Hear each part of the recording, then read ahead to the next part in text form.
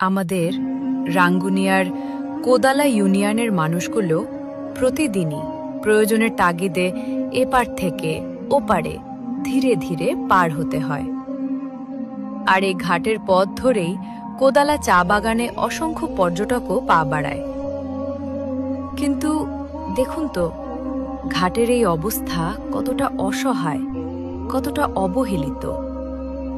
এটা আজকের সমস্যা নয়, বহু বহু বছর ধরে একই কষ্ট, একই যন্ত্রণা বহন করে আসছে মানুষ। বিশেষ করে শীত এলে কর্ণফুলী নদীর পানি কমে গিয়ে এপার ওপার দুই পাশে থাকা মানুষের দুর্ভোগ আরও বেড়ে যায়। তাহলে প্রশ্ন একটাই, এত বছর পরেও এর কোনো স্থায়ী সমাধান হলো না কেন? আর কতদিন মানুষকে এইভাবে কষ্টের পথ পাড়ি দিতে হবে?